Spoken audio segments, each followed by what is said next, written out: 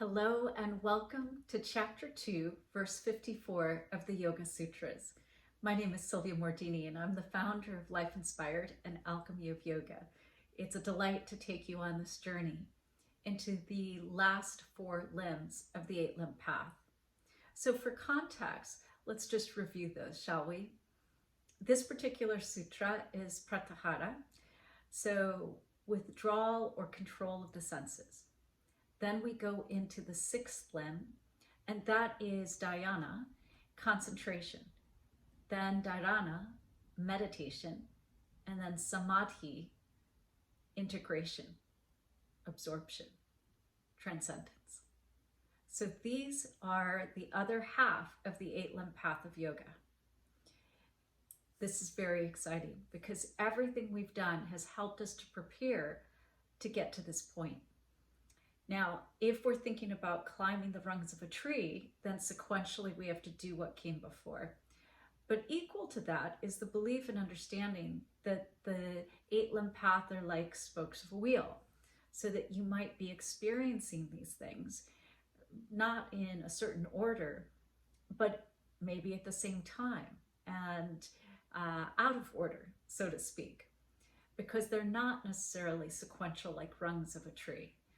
So let's look at this one with that context in mind, that I've known people that have never done a yoga pose, have never sat in formal meditation, but are very deeply meditative.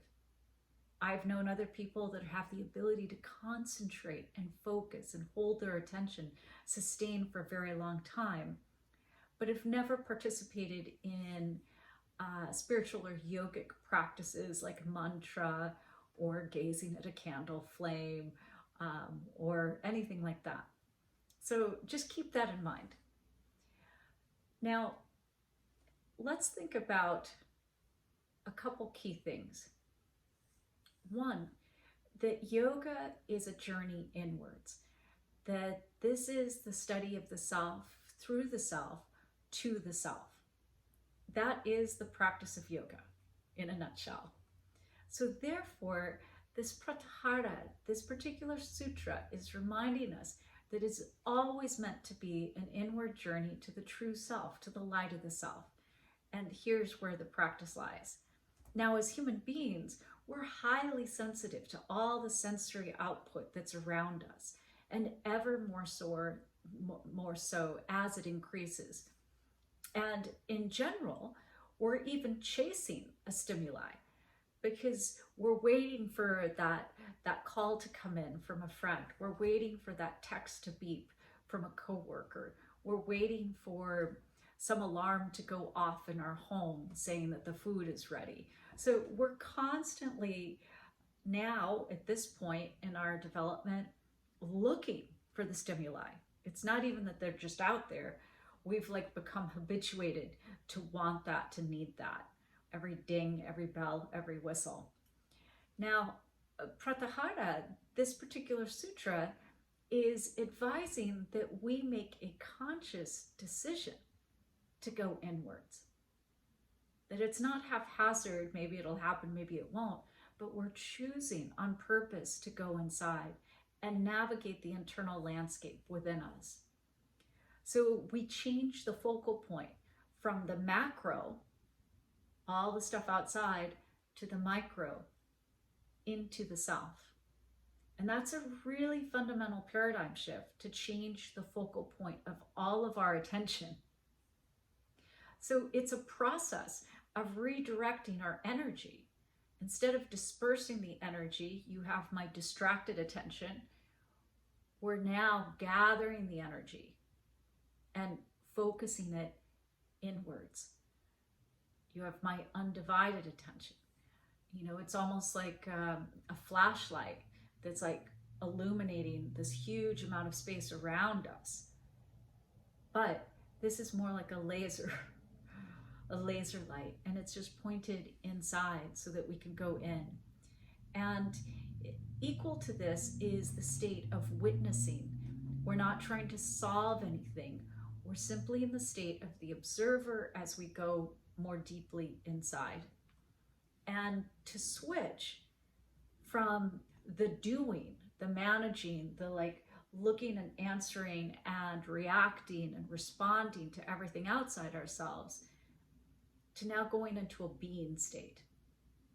From that doing, thinking state to just looking inside as the witness, as the observer, and just remaining in a state of being. That too is a really radical shift that you have to want. And it's also moving from thinking to feeling and allowing yourself to feel. And think about it, a lot of times people are purposely staying distracted outside themselves with all the stuff and all the things they can do in order to avoid feeling. Staying distracted, outwardly focused, what are they doing? What's happening here? Let me scroll social media for 3 more hours. It's a way to numb out and not tap into what we're feeling and who we really are. So this is a systematic way of navigating the internal landscape.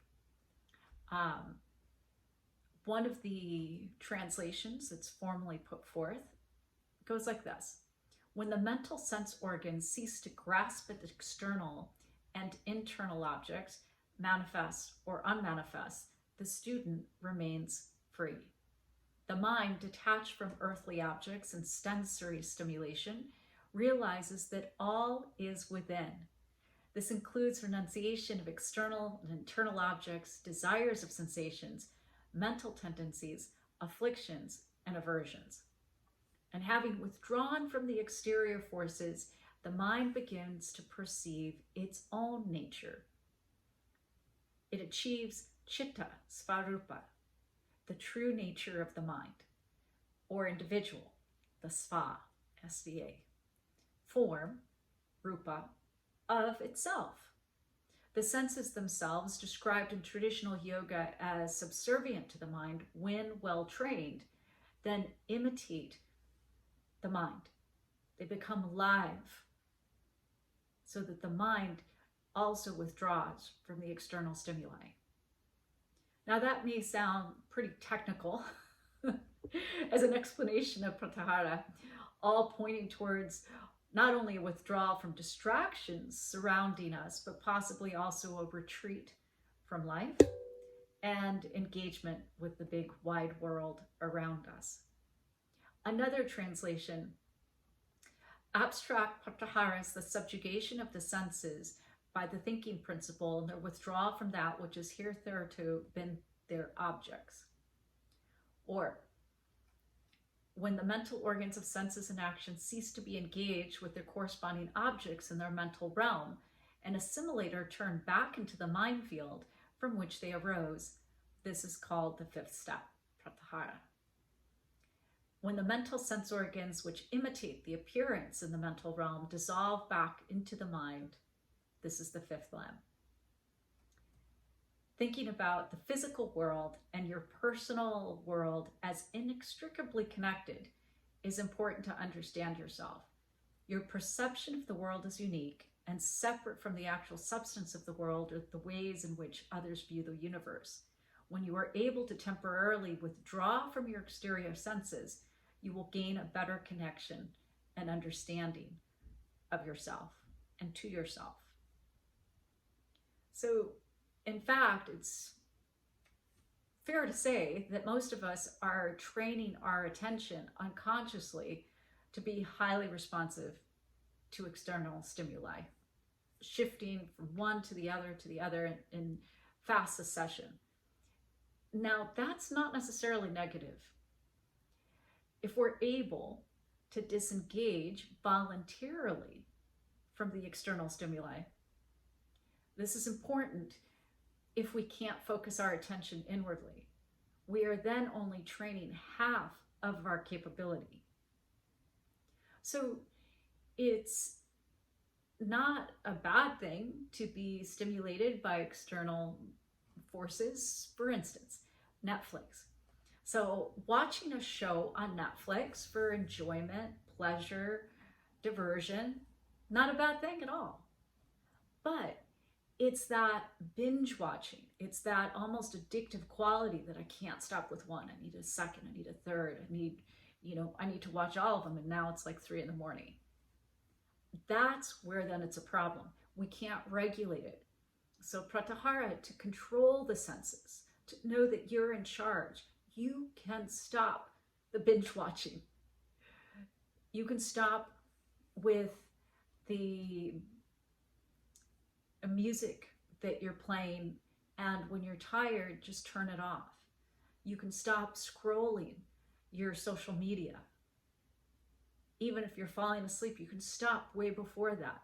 You can say, I'm going to look at this for 10 minutes, and then put the phone down and walk away. So if you're not able to do that, then we're really only training half of our capability. And that is a problem.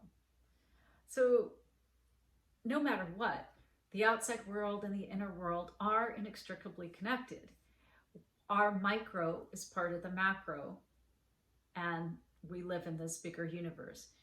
So it's important to understand the connection we have to the outside world. And the final key point is something that was suggested earlier in the sutras, chapter 1, verse 35, that on this journey, by following the sensory stimulus from the outside inside, we move further inward and create a sensitivity to our internal sensations. So that's a really key point, that it's not just that we're turning in, but we're growing more sensitive to everything that's happening inside us. And I guess I could explain this as that when you have something to eat, you could just be eating it, or you can start to really taste it. You could be seeing, or you can really be observing. You can be hearing, or you can be listening. These things are not the same. One is way more sensitive, more refined. And so that's this practice of going into the inner world, growing more sensitive to our inner world and our senses. There are beautiful journaling questions, and one that I would love to just suggest that you can contemplate right now is it possible to feel right now your own heartbeat? Is it possible to feel your heartbeat? What would you have to do? Where would you have to go to hear your heartbeat, to listen to your heartbeat, to feel your heartbeat, to feel your blood flowing inside you?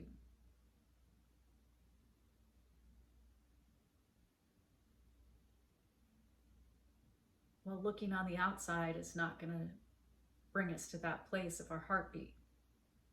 We have to go inside. And that's where the journey is so, so beautiful. From my heart to your heart, to the heart of the universe, may you love yourself, love your day, and love your life.